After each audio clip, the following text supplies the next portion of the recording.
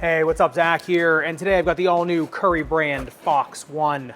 Let's get into it. Now, starting off in the uppers, let's just get this out of the way. These things have my favorite accessory to any shoe, and that is a dorsal retention strap. And this thing is pretty darn functional. I'll tell you, if you don't, actually use the strap, actually pull it, heel slippage is actually moderate in these, but putting this down and cranking on it, actually using it, heel slippage is really mild to none. Now, I know there was that clip of Aaron coming out of his shoes and someone did step on him, so it did look like it was just a freak accident. But I would say if you want, the best lockdown, actually use the strap, don't just lay it down, actually give it a little bit of English on there. Now, the lace line on these is reinforced, but it is just reinforced with felt, but the uppers themselves are actually pretty strong. You just have this textile mesh. Underneath of that, it's just some, it's thinner padding. The tongue isn't super thick, but it is gusseted.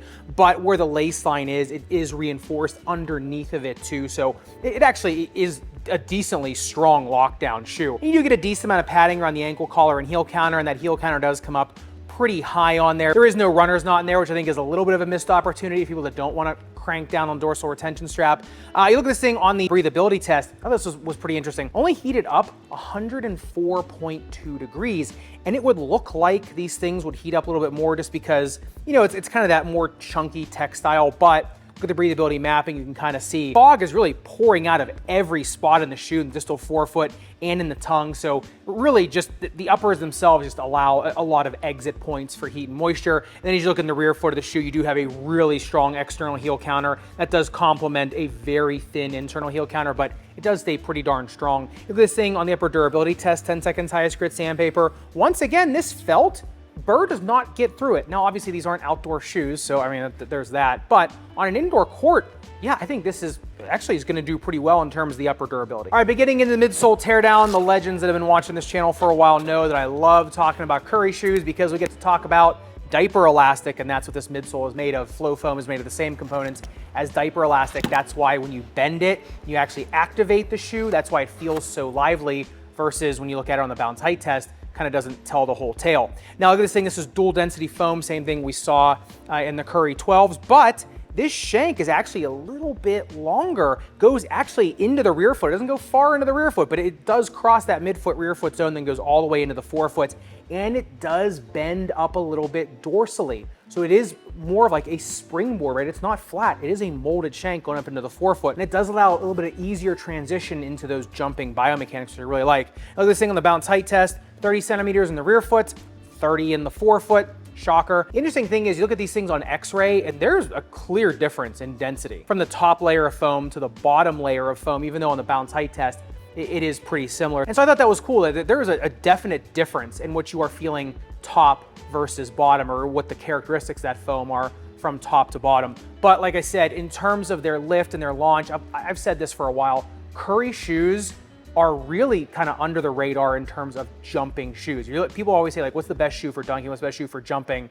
And you look at, like, if you watch my Ultimate Basketball Shoe Buyer's Guide, there's a lot of shoes on that list that I like, but I always kind of come back to the Curry shoes in that you got the forefoot leaflet, you've got flow foam, which activates the best when it is bending and moving. That's what the whole point of diaper elastic is to bend and move with a little baby, right? And so with these shoes, you get a whole slab of it in there. When you start to activate it, it really comes to life. So for a shoe that's, number one, not super heavy, but number two, can really spring off the ground, these are, once again, in the Fox as well as the actual Curry signature line, really good. All right, but getting into the outsole tread, or I should say the midsole stamp, because it is just flow foam. Remember, there are additives put to this to give it a little bit of resistance, but it is flow foam. It's just not gonna be as durable as rubber.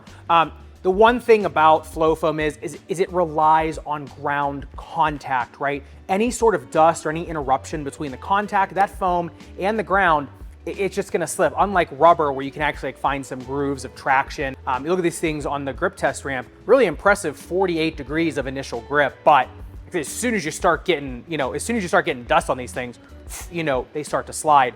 Now the nice thing about these is yeah, it is kind of that typical flow foam stamp in them, but they are easy enough to wipe down. So I noticed on this court, I'd say like every minute, I'm probably just wiping them down because it's really dirty court, dusty court in here because I'm in a warehouse district. But on a nice clean indoor court, I was maybe wiping them down maybe every 10 minutes, right? And as long as I did, they were just fine. I do like the feeling of how Flow grips on the court, because you really feel like you're pushing into the court and you're just getting all that surface area contact in the ground versus on rubber. It's a different feeling for sure, and some people don't like it, and some people hate the dust pickup of these, and I get that. To me, I do like kind of that feeling of that surface area contact on the ground, especially because they spring back up off the ground so easily. And speaking of that bouncing up off the ground, these things on the speed ratio coming in at 2.15, shank score of 0.3, brings that up to a 2.45. And yeah, I think that's pretty accurate. Honestly, I feel like they do have a lateral flange. Okay, I'll say that. But they also have a lateral arch.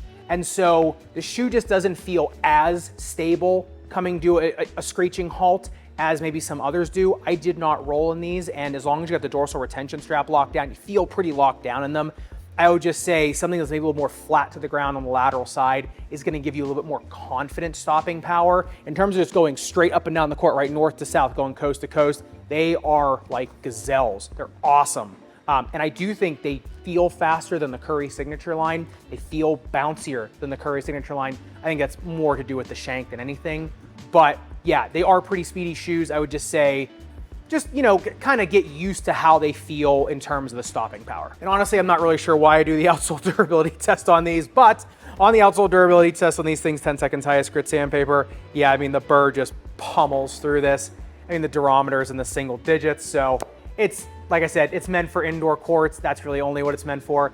And honestly, if you can keep it on cleaner indoor courts, and if you have cleaner footwork, by that I mean not a lot of dragging and sliding, more ballerina type footwork, then yeah, you're gonna keep them a little bit longer, but they're just, it's not high durometer rubber. They're not meant to be. I've been getting into the fit of the Fox One. There is a little bit of an optical illusion, or it's not an optical illusion, but your foot feels different than actually what the true length of the shoe is. These things do have an 11-degree inflare, which is, you know, mellow enough. They come in at 28.8 centimeters, which is actually pretty standard for, you know, most men's size 11 shoes that I wear. But because of the angle of ascent of these things in the forefoot, they actually do feel like a little bit of a shorter shoe. They're not, right? It just kind of feels it. But honestly, I felt like I was kind of locked into these a little bit better. I kind of felt like I had a little more of a glove-like fit, but I didn't have to sacrifice the length. That was actually really nice. In terms of width, they come in at 9.3 centimeters of metatarsal width, 10.1 centimeters of toe box width, and a toe box taper of 26 degrees. So pretty average on most of these numbers. What I noticed is on my left foot, when I was cranking down the dorsal retention strap, the best thing about these shoes was also the worst for me, because that's when it started pulling up the lateral side of the shoe. And that's where I started getting a little bit of pain around my styloid process. Now, if you don't have a crazy C-shaped foot like I do, you are not gonna have those problems. I'd say a narrow medium foot and go true to size. A 2E, if you don't have a prominent styloid, I think try to go true to size on them. Just break them in, right? They might be a little bit snug for a little bit, but break them in, and then you don't have to worry about the heel slippage. You get the weight reduction, all that. A 4E, I'd at least be going up 1/2 size on these things. You can go up one size, I'd say, especially if you're longer footed, you can just go up one size if you're a 4E, and you'll still get a pretty decent 1-to-1 fit on them. But if you can keep it in that true to 1/2 size, and the heel slippage concerns go down, and you get more of that glove-like fit, especially with how the shoe is built. Now, in terms of the snake bitten foot, you can fit an orthotic in these, right? Because of the dorsal retention strap, you can crank down on it, and the padding. Plus, you know, you'll break it in. But on their own, Curry shoes, especially, you know, the Fox One, but the Curry line of shoes, really are the best out there for forefoot pain. You know, you got the AG5, the AG4, those are really fantastic as well. But having that forefoot shank going underneath of a slab of foam, so you're not feeling it, especially with these, a little bit more of an angle of ascent. So right when you're pushing off, right, even just walking, right, going off, it's just not putting a lot of pressure in the forefoot. So if you got forefoot arthritis, really anything going on there, previous stress fracture, just hot spots, whatever, these are really fantastic. Heel pain they're good for. I wouldn't say they're great for ankle sprainers just because the sensation in them isn't great. So if you have any, you know, functional ankle instability versus actually structural ankle instability, and if you have functional ankle instability, you'll know what I'm talking about. But to me, I would just want something, maybe just a little bit of a bulkier lateral side. Like I said, they're not bad. I didn't feel unstable, but they definitely do feel a little bit different. And in terms of the performance of the Fox One, I know these are the shiny new object, right? These are the new line from Curry, and everyone's talking about them. But I did like them more than the Curry 12s for the fact that these have the dorsal retention strap. I really think that's what does it for these. The dorsal retention strap plus the really nice secure external heel counter. and a little bit of the longer shank just make these feel a little bit, they just have a little more pop. You know, this feels a little bit more lively underfoot, especially going north to south. So popping off the ground for layups or popping off the ground for dunks. You're just cutting to the rim or for fast breaks, anything like that. They really feel like they have a ton of pop, and it's so easy to kind of get up off the ground in them, as easy as I get off the ground. But just with the geometry of the midsole, the way the shank is, the dorsal retention strap keeping the shoe fitting like a glove, the way the shoe does feel like a little bit more of like a glove-like fit shoe. Yeah, I think they're going to sell well. Put it that way. I think, you know, they sold a lot of these on Fox Day. I had a horrible Fox Day, by the way, because I couldn't get them. I had to wait. But I do think that after the initial run of these things, I do think they're going to sell really well, just because they're so nimble, they're so quick. Like I said, they get up off the ground so easily. So yeah, kudos, nice shoe. Not for everybody for sure, but for I think what they're meant for, yeah, I really did like them. So I'd love to hear your thoughts in the comments down below. I'm also curious is if Curry Brand's going to start doing anything with rubber in their new line, right? I get the retros or them actually flow-troing old rubber shoes. I do wonder if they're gonna start coming out with more like rubber shoes on top of flow. Like, wouldn't that be cool to have some rubber pods on these ones? You have flow too, then you got some just rubber aspects. I think that'd be really cool. They can steal that idea if they want. I really think that would be interesting. So let me hear your thoughts in the comments down below. And if you do want to see what I'm talking about with the Curry 12 and kind of the differences between the Fox 1 and the Curry 12, make sure you click into this video up above and subscribe down below. Respect, rubber, and foam. I'll see you somewhere in the Sneakerverse.